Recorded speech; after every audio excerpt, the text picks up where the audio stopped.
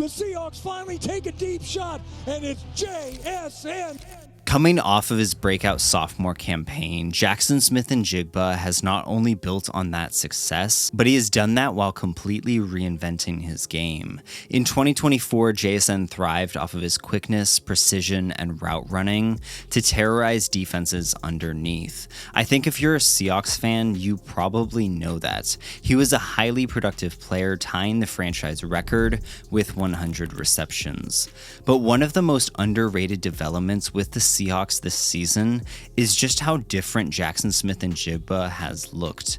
There were questions about if he could carry the load without DK Metcalf, and those questions have been dispelled quickly with his back-to-back 100-plus yard performances. But he's not doing things the same as last year. In fact, from his usage to his statistical profile, he is winning in 2025 in almost the exact opposite way of how he won in 2024. So in this video, we're going to jump into why that is happening and how JSN has still been as dominant as ever. Some might say that slot receivers get a bad rap. Guys like Amon-Ra St. Brown have been fighting against this narrative for their entire careers. No matter what production they put up, there's always the, yeah, but he's just a slot receiver, and that slight is something that they just can't get away from. But I really want to dig into that narrative because there is a lot of truth there. When you are aligned from the slot, there are a lot of advantages just based on your alignment. Firstly, you're more difficult to press when you play inside. There's many reasons for this, but they really all come down to how much traffic there is closer to the formation. Press coverage is great when it's a one-on-one on an island, but in the slot there's a lot more going on and press coverage is difficult. In the slot, there is more space and less contact, and that is a reason why even some of the league's best outside receivers have been kicked into the slot to take advantage of these factors. Guys like Justin Jefferson, Jamar Chase, Devontae Adams, they all spend over a quarter of their snaps in the slot, despite the fact that these are some of the best boundary receivers in the league. But when you look at just the true slot receivers in the NFL, they are just less valuable than other receivers. When you move into the slot, you are becoming more efficient and less explosive. It is easier to get open, but it's more difficult to take the top off of the defense because of the traffic. In 2024, among all of the receivers with 400 or more routes run, there was a strong correlation between slot percentage and average depth of target. In general, the more time that you spend in the slot, the lower your average depth of target becomes. And that is a problem because efficiency is nice, but explosivity is key. There's a whole bunch of definitions for an explosive play, but for simplicity in this video, we're going to say any gain of 20 yards or more is an explosive play, and those plays are very important. In 2024, when the offense did not get an explosive play on the drive, they scored on just 25.7% of those drives. Conversely, if they had at least one explosive play, that scoring rate jumps up to almost 75%. Just getting that one big play is so important to scoring. And slot receivers just aren't that explosive. They're great at consistently moving the chains, and they are important for your offense, but the explosive plays change games, and that is not really the role of a slot receiver. So how does this all connect to JSN? Well, in 2024, he was one of the most dedicated slot receivers in the NFL. 83.6% of his snaps came from that alignment, good for 6th most in the league. Jaxon Smith-Njigba led the entire NFL with 993 of his yards coming from the inside, but he was also not particularly explosive, coming tied for 22nd in explosive receptions with less than 1 per game. But 2025 has been all different. His slot rate has plummeted to just 28.6% of his snaps. That is lower than guys like Jamar Chase, DeAndre Hopkins, DJ Moore, Mike Evans, and a whole bunch of other guys who are traditionally thought of as some of the best boundary receivers in the league. And his yardage has also flipped from 88% of his yards coming from the slot alignment in 2024 to now just 27% of his yards coming from inside. Not only that, but he also has 4 explosive receptions already, tying him for 3rd in the league, and that is more than double his rate from last season. Straight up, JSN is no longer a slot receiver. I know that 2 games are a pretty small sample size, but the difference is so stark that I'm very confident that this trend will continue. The most productive slot receiver in the NFL in 2024 has now translated his game to become one of the most productive and explosive outside receivers in the league. That is a wild statement. So how did he pull this off?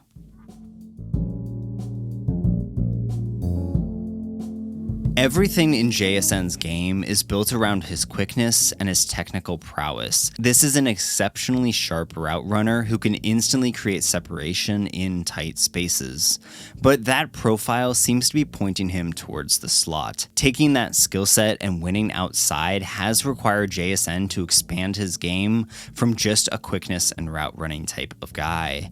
And the first improvement that we're going to look at is how he gets off of press coverage.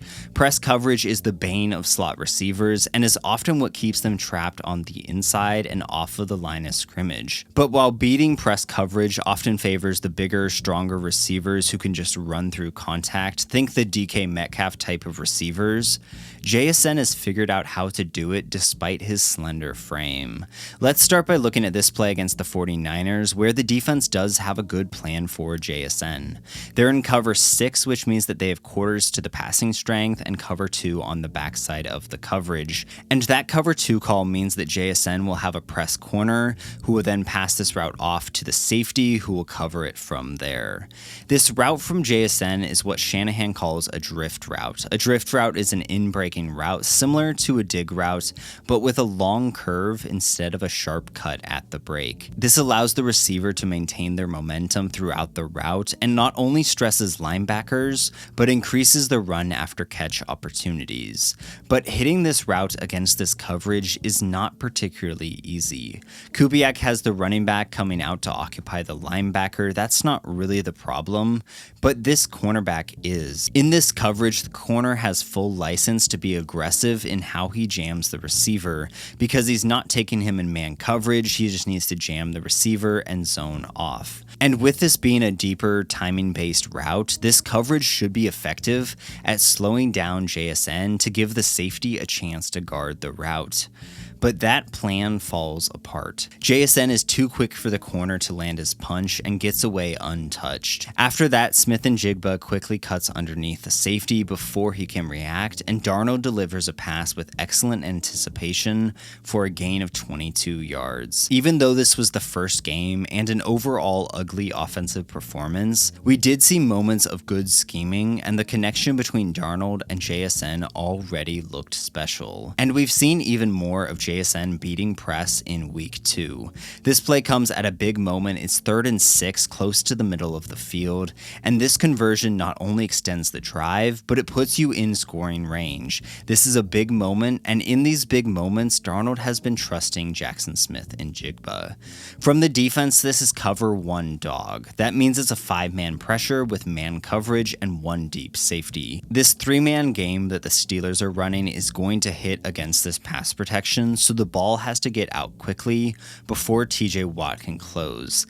And from the Seahawks, there's really only one read on this play. To the bottom of our screen, you have a pair of clear out routes, so this play design is really JSN or bust, and he pays it off. Smith-Njigba uses his release to secure inside leverage on the corner, which is the necessity for this in-breaking route, and he does a great job of maintaining that positioning throughout the stem. At the break, he leans on the corner and then cuts away quickly to gain separation. After catching the ball, he makes the safety miss, but gets tripped up before he can turn this into a truly explosive play. But it is plays like this that make JSN the player that he is becoming. In a high-pressure moment, Darnold and Kubiak put all of their trust in him to win, and that is what he does. And this also shows his development this year because, again, he's the widest player on this side of the field, and he's on the line of scrimmage facing press coverage. These are the plays that he did not make in college, and he didn't make a ton of them in his first couple of years. The Seahawks had to shield him from these situations because he couldn't attack press. So it really is a whole new world to his upside now that he's showing he can consistently beat press coverage with his quickness, and the Seahawks can trust him outside. But the thing that has changed the most for JSN this year is how he is threatening downfield. And again, going back to his main strengths of quickness and technical proficiency, neither of those would seem to indicate that he should be that big play guy. Coming into this season, JSN only had 2 receptions of 40 or more yards across his first 2 years. But so far this year, he's matched that total in just 2 games. Let's look at this play against the 49ers where JSN shows what many thought he would never have. He wins deep downfield again against press coverage, and this route is just disgusting.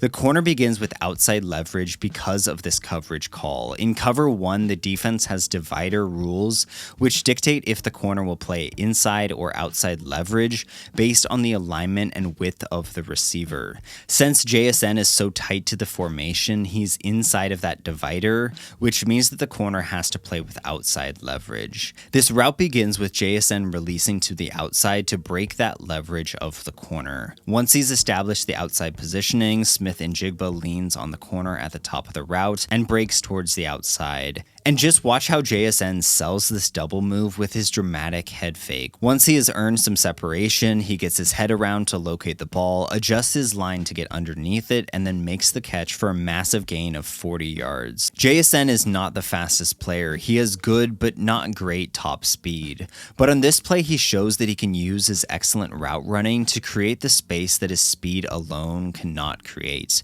And he did a very similar thing the next week. Here against the Steelers, JSN calls game with this deep post.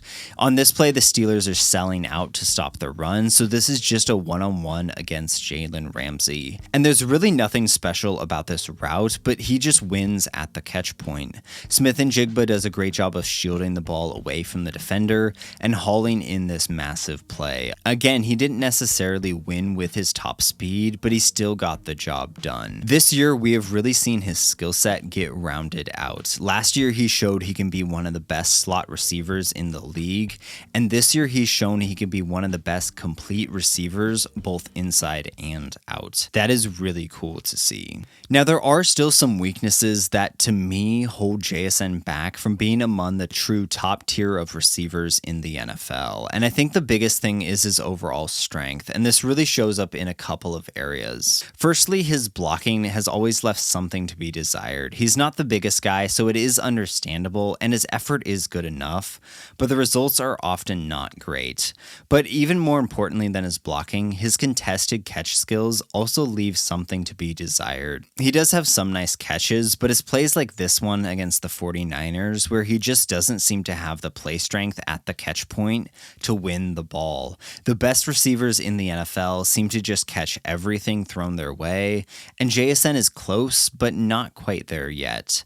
And I don't know if this will ever be his strong suit, but it's something that we could see him improving on throughout this season. But outside of that, we've seen JSN demonstrate the entire package. He already has great chemistry with Darnold, and he has the precision and the quickness to find openings in zone coverage.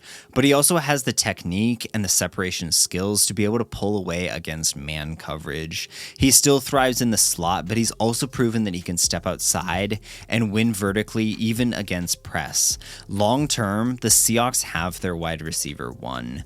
Coming into this year, I wasn't fully sold on JSN as that true number one guy who can do everything, but he has absolutely been that guy in 2025. JSN is someone who you can build your passing attack around for years to come, and that has been awesome to watch. There are still plenty of questions about this offense, and I'm not going to get into those in this video, but the one thing that has been on fire both weeks is the combination of Kubiak's scheme, Darnold's trust and vision, and JSN just winning. And that is a formula I can get used to. Thanks for watching, and go Hawks.